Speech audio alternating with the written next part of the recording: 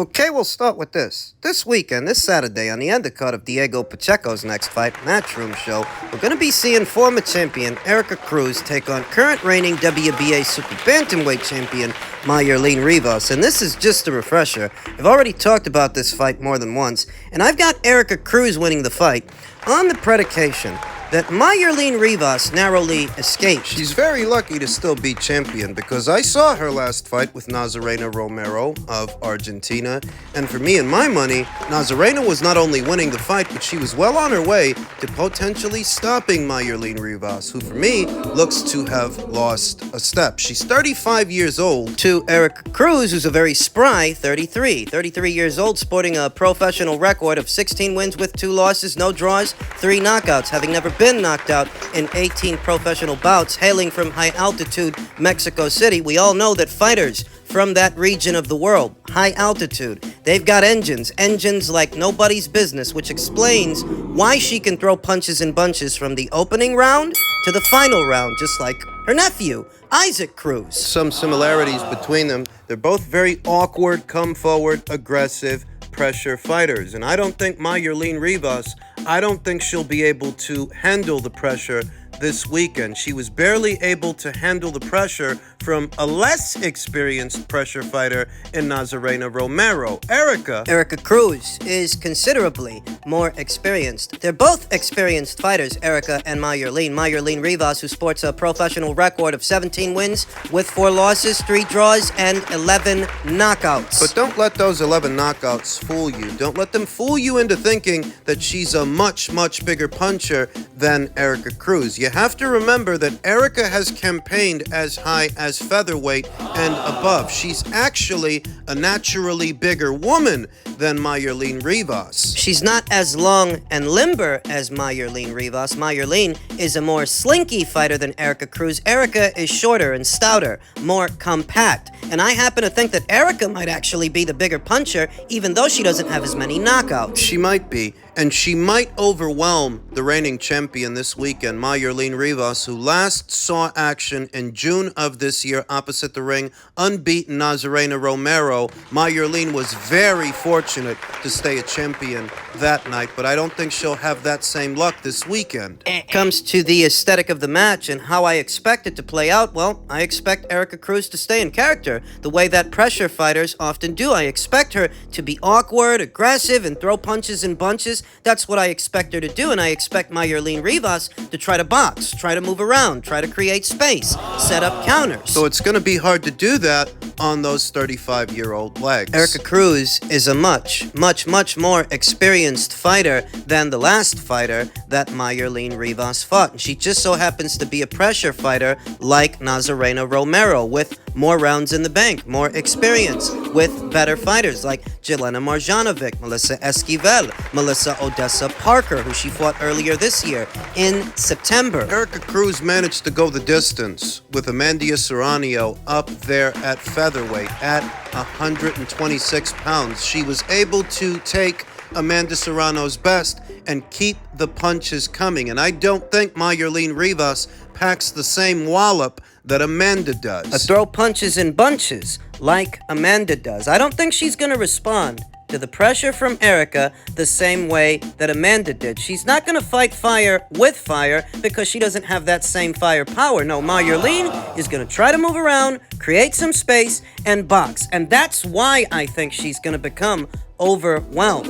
It's a very good chance that Erica Cruz outworks Myer Rivas and wins a points decision, but I wouldn't rule out a knockout. I wouldn't rule out a stoppage. I understand that Myer Rivas has never been knocked out before, though at 35 years old, when her legs just aren't what they used to be, and she can't navigate the ring quite as easily as before, to get away and take some breaks. To slow the fight down, I don't think she can do that. I don't think Erica is going to let her. So a knockout, it is possible. There's a first time for everything. Though if nothing else, I think Erica can outwork Myer Rivas. I think conservatively, she can win a points decision. She can do that and become WBA champion at Super Bantamweight, and in effect, everybody's problem, because Erica Cruz is a threat. Erica Cruz is a weapon. So I'm going to go with Erica Cruz to win. I'm going to go with Erica Cruz to win a points decision and become this division's WBA Super Bantamweight champion. I don't rule out a knockout, but conservatively, Erica on points is the way to go. In men's welterweight news, Brian Bomac McIntyre on the IBF stripping Terence Crawford. It's kind of biased how they treat Terence, kind of fucked up and shit, but we accomplished what we needed to accomplish. We got that undisputed title. At 147 pounds, he's been supreme. They can't take that away from him. They can take everything else, but they can't take that. That's history being made. And even before Terence actually beat Errol Spence Jr., everybody knew that neither fighter, win or lose, was going to stick around at 147, that in all likelihood, they were going to move up to junior middleweight. So this newfound energy that people have all of a sudden for Jaron Boots Ennis and the plight of Jaron Boots Ennis, we've already addressed the double standards within the IBF and how it seems like they were more Johnny on the spot to order the fight when Terence was IBF champion as opposed to when Errol was IBF champion. We covered all of that in a previous video. But what about double standards amongst the fans? Where the fans don't keep the energy, or didn't keep the energy, for Errol that they now keep for Terence. Oh, all of a sudden, you guys are demanding that Jaron Boots Ennis get a shot. You weren't screaming, hooping, and hollering when Errol had the belt for Errol to give him the shot. And if he won, we already know you wouldn't have. If it were Errol that won the fight, and Errol that said he's got bigger fish to fry, you wouldn't accuse him of ducking the way you're accusing Terence of ducking now. Brian Bomac McIntyre continued, he doesn't bring anything to the table. Terence is at the stage now where he can pick and choose. If he doesn't want to fight Boots because he doesn't bring anything to the table, I'm going to ride with it, and I agree. Terence does have bigger fish to fry. Bigger fish like Jermell Charlo, who still is a champion at junior middleweight, a current champion at junior middleweight in Tim Tszyu, and maybe, just maybe, a Canelo Alvarez fight. Those are all bigger, much bigger, more important fights than a Jaron Boots Ennis fight. I remember when Spence still had his belts. Many of his fans who are now Boots supporters. because it's the same fucking people. Before the Crawford fight actually got signed, and before the Crawford fight actually got made, earlier this year when the story was that Errol was going to be leaving the welterweight division, moving up to junior middleweight, and fighting Keith Thurman instead of Crawford due to their failed negotiations last year, I didn't see these people accusing Errol of ducking. I didn't see these people accusing Errol of ducking what was his mandatory challenger at the time, Jaron Boots Ennis. But the energy's a lot different when Terence has got the belt, when Terence is saying he's got bigger fish to fry. He already took care of business at 147. At that time, you guys, you fucking hypocrites, were perfectly okay with Errol leaving the division having not fought Jaron Boots Ennis and Terence Crawford.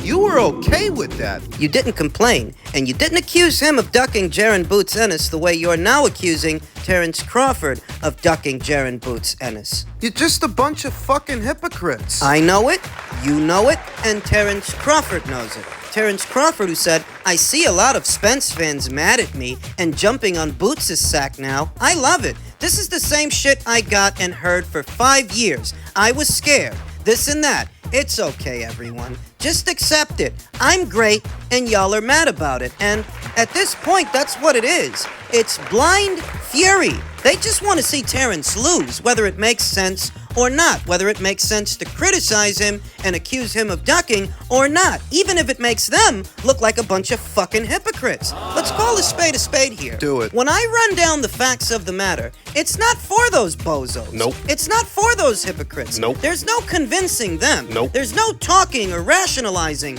with them. When I show you that Jaron Ennis wasn't after Terence Crawford, he was fighting in IBF eliminators at a time when Terence wasn't even IBF champion. When I show you video and audio of Bozy Ennis admitting that Black Prime contacted them to try to do the fight between Jaren and Terrence. That's not for these hypocrites. That's not for them. That's for guys like me and you, who call a spade, who call it down the middle. The level-headed fight fans with functioning fucking brain cells. The facts of the matter are for us. This is what's for them. You bandwagon jumping bozos just want to feel like you were right about something, so now you're pouring all your hopes and all your dreams into Jaren Boots Ennis, who couldn't stop a man named Karen. What would the story be on Sunday morning if a man named Karen went 12 rounds with Terrence Crawford? I don't think you'd be as forgiving of Terrence as you are of Jaren, but you expect me to believe that he's this big bad boogeyman because he's pouncing on... This is the same thing you did with Errol. It's just the opponents are worse. You're hyping this guy up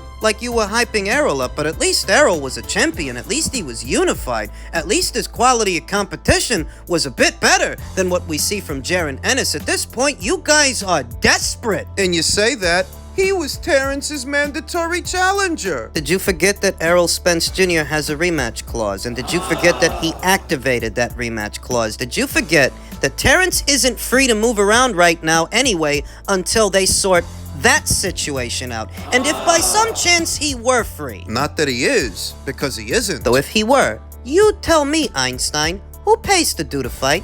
Jaren Ennis was boxing exclusively on Showtime, and Showtime is out of boxing. Terrence Crawford, he's a free agent, the same as Jaren Ennis. So even if Terrence were free to fight, and he didn't have to honor a rematch clause with Errol, if he had the liberty to fight Jaren Ennis, who would pay for the fight? And this is why he should have fought him when Black Prime was still involved. Because they would have paid for it. And don't give me any hullabaloo about Black Prime being sketchy. I didn't see Terrence Crawford or David Avanesian complaining about not being paid. They got their money. They got paid.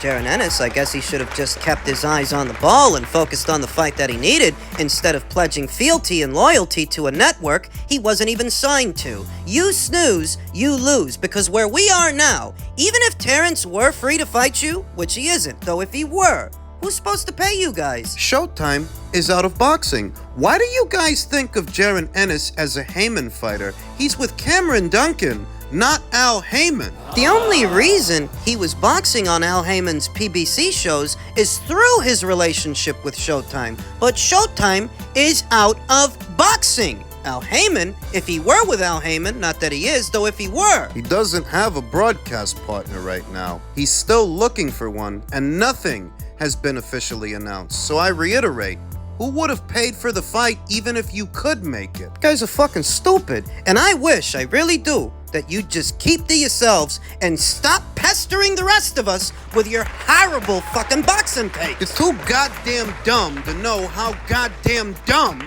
you are. It's really not complex. Neither Terrence Crawford or Jaren Ennis have any network money behind them. Jaren Ennis isn't actually with Al Heyman, so wherever Al Heyman goes, who knows if Boots will follow. Terrence is still on the hook with Errol. He may have to fight him again. So what is it you fucking idiots aren't understanding? I'm of the opinion that these people don't understand anything about anything. When the news first broke that Showtime would be leaving the sport of boxing after this year, Boxing Insider Rick Glacier released a very insightful tweet that characterizes the severity of Boots' situation. The fighter most affected by Tuesday Showtime Boxing's permanent closure is Boots Ennis, as he was a Showtime contracted fighter, not an Al Heyman or PBC fighter, and at $1.3 million per fight that Showtime was paying him, he will be very hard-pressed to find a new deal with a promoter and or a network for anywhere near that figure. Best regards to Boots. And this is what I mean when I say that even if Terrence were free to fight Jaren Ennis, Terrence Crawford is a free agent, more or less, outside of having to fight Spence and honor a rematch with Spence. He's not a Heyman fighter, and neither is Jaren Boots Ennis. That could change in the future. According to Rick Glacier, it might. According to Rick Glacier, Al Heyman is in the process of trying to get Boots, and I don't know that Cameron Duncan will part with him so easily. He could easily take him over to Top Rank and get that guy some guaranteed cash. Try to. For all those guys and gals who don't seem to fucking understand anything, let me walk you through this. Because Al Heyman doesn't have an official broadcast partner giving him an annual budget to do fights throughout the year, he ain't got no network money to play with. Not at this time, anyway. The only thing he's rumored to have is a potential Amazon distribution deal for pay-per-views. They would market the pay-per-views and distribute them,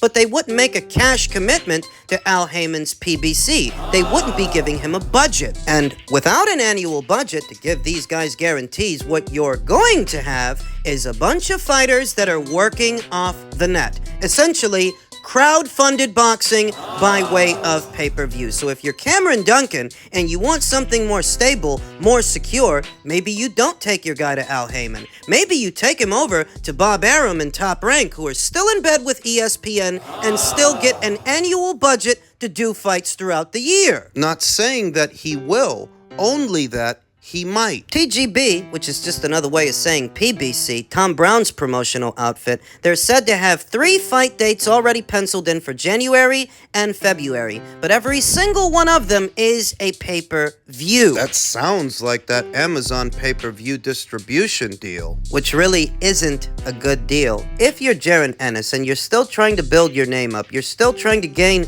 some kind of exposure, some kind of notoriety, how are you supposed to do that if you're limited to boxing on pay-per-view, limited to boxing on cards that are hidden behind a paywall? There are only so many people that are going to buy those fights, and don't get it in your head that just because he's got a belt now, that changes his situation or improves it. Need I remind you that Demetrius Andrade has held belts at 154 and 160, and it did absolutely nothing for his profile, absolutely nothing for his marquee value. You're gonna need more than just a belt. Fucking belt, he's got a belt. Hector Luis Garcia's got a belt. Rolly Romero's got a belt. Having a belt is just one piece of the puzzle. It takes more than that, more than just that, to build a star in the sport of boxing. And even with all the bells and whistles, it's not an exact science. And even with everything I just said, the instability in Jaron Ennis' career, the instability we're seeing from the PBC who might try to scoop him up, and the fact that there's no network broadcast partner at this time making a commitment to them, it's still gonna be lost on these bozos. They still won't understand it.